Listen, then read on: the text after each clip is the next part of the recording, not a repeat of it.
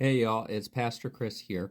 Before I get into today's video, I just want to clarify a little bit about what I want this page to be, what it is, and what it isn't. And so what it isn't is this is not an anti-Trump page. I don't want everything to be just anti-Trump. And also it's not a place for me to debate Trumpism. I gave up on that a long time ago. I don't think it's productive. We disagree on basic facts. And so I'm not going to waste my time. I'm sorry if that's not charitable, but I'm just not going to waste my time debating. If you come on my page with ignorant, hateful, or hypocritical comments, it's just going to get deleted. That's not what this page is for. What I do want this page to be for is to be representative of a Christian clergy voice in favor of humanitarianism, in favor of being kind to immigrants and welcoming, and in favor of welcoming our LGBTQ plus brothers and sisters, just generally, in my view, standing for everything that Jesus actually stood for, and to talk a little bit more about my perspective on things like Scripture and how we can understand some of these big picture ideas, like God and our place in the universe, without having it be non-negotiable, doctrinal, like this is what you have to believe, right? But then we can just kind of discuss these things. So that's what I want this page to be. I am going to continue to call out things that I see that are against Jesus by this administration. I'm just not going to waste my breath on everything because there's so much, and I'm not here to provide a gotcha to Trump supporters because it just doesn't work. And I think that it's obvious to all of you, my followers, that what's going on is not right. And it is not in line with the Constitution, and it is just not moral in any sense of the word. So with that being said, I want to move on to today's topic, and I had somebody ask me to do this, and I also wanted to clarify more on what I said last Friday. And so what I want to talk about today is forgiveness, what it is and what it is not. And so a lot of people will say that forgiveness is a Christian value, that you should forgive over and over again. Jesus says forgive 70 times 7 times, and I think it is a Christian value, yes, but where a lot of people get confused is that they think that forgiveness means the same thing as tolerance, especially for somebody that's, say, in an abusive relationship, that you just need to keep on forgiving that person and stay in relationship with them, and that's not what forgiveness means. So forgiveness is not tolerating abusive behavior. It's not putting yourself in harm's way over and over again for the sake of love.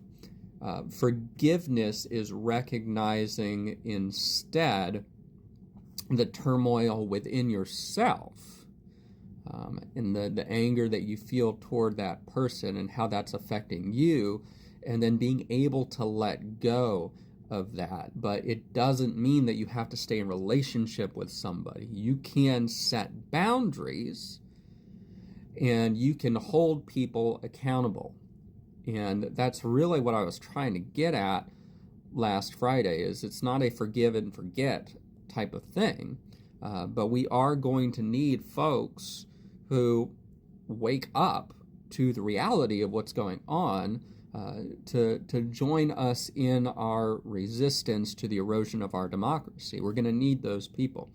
I'm not saying that you should immediately forgive family members for voting against your dignity and your humanity and let them back into your life, but rather that we can have boundaries in our personal life. We can hold people accountable, and we can have difficult conversations, but we are going to societally, not individually, societally, have to find a way to move forward together.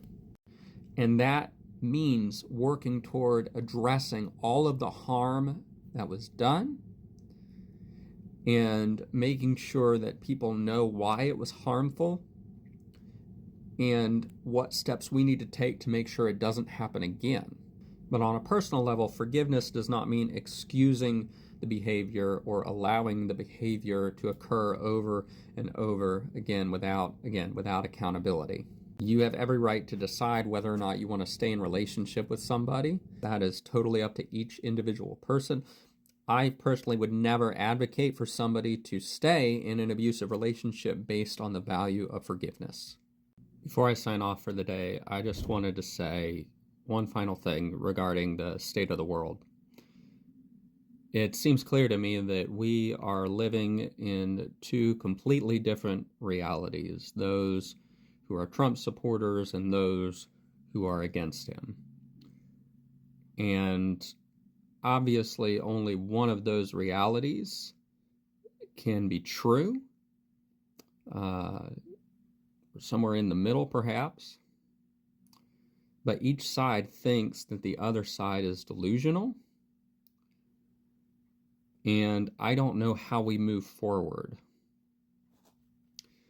I was staying up way too late last night, trying to read through some more conservative news sites to try to understand why all of the Trump supporters think that Elon Musk is doing a great job rooting out waste and all this other stuff, and how they aren't even concerned a little bit about the constitutional overreach of this administration. And I could see, if that was all that I was reading, how I would be outraged at Democrats. We have got to find a way to come together to agree on basic truth. We have got to figure out how to get rid of all of the propaganda and to agree on reality so that we can move forward together. But one thing I will say, and that's clear to me through all of the comments and nastiness and everything, is that the other side, they don't want us here. They don't see us as people to work with. They see us as the enemy. They want us to be deported or locked up or even killed. If you don't think like them, you are the enemy. And I've got news for you. Even if you do think like them and you voted for them, if you don't look like them, you're the enemy. And that's going to become apparent really, really soon. And I hope that good people of good conscience will finally wake up and say, we're not going there, and stand up for what's right. But I'll be honest, my faith in humanity is at an all-time low these days.